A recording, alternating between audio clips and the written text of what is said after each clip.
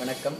நமது 18ஆம் படி கருப்பண்ண சுவாமியினுடைய அறக்கட்டளை அருள்வாக்கு பீடத்தின் வாயிலாக 18ஆம் படி கருப்பண்ண சாமி யார் என்பவர் பார்த்தோம் என்று சொன்னால், அவர் பழமுதிர்ச்சோலை மதுரையிலே இருக்கக்கூடிய அழகர் கோவிலிலே 18 படிகளின் காவலாகவும், சபரிமலையெல்லாம் கேள்விப்பட்டிருப்போம், அந்த 18 படிக்கும் 18 தத்துவங்களின் காவலனாக விளங்கக்கூடியவர்.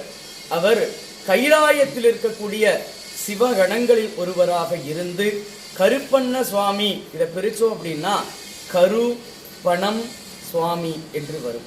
கரு என்பது நமக்கு குழந்தை செல்வத்தை கொடுக்கக்கூடியவர். அடுத்து பணம், செல்வம். இந்த செல்வம் இல்லைன்னா இந்த உலகத்துல வாழ முடியாது. பொருள் இல்லாதாருக்கு இவ்வுலகு இல்லை. அதுபோல செல்வத்தை அருளோடு கொடுத்து பாதுகாக்கக்கூடிய அரணாக இருக்கக்கூடியவர் கருப்பண்ண சுவாமி ஆவார். வாக்கு தவறா வன்மை பொருந்தியவர். பழமுதிர்ச்சோலை அழகர் கோவிலிலே இருக்கக்கூடிய பெருமான் 18 படிகளிலும் தூள நிலையிலே இருக்கிறார். அங்க திருக்கதவுக்கு தான் வழிபாடு நடக்கும். சுவாமி அருவுருவம். அருவுருவம்ங்கிறது சங்ககாலம் தொற்று வழங்கக்கூடிய ஒரு உன்னத நிலையாகும்.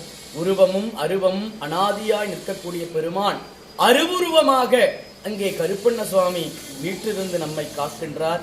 தூள நிலையில் இருக்கக்கூடிய கருப்பண்ண சுவாமி காற்று வடிவம் கொண்டு ஒவ்வொருவருடைய மனக்குறங்களையும் தீர்த்து கொண்டிருக்கின்றார்.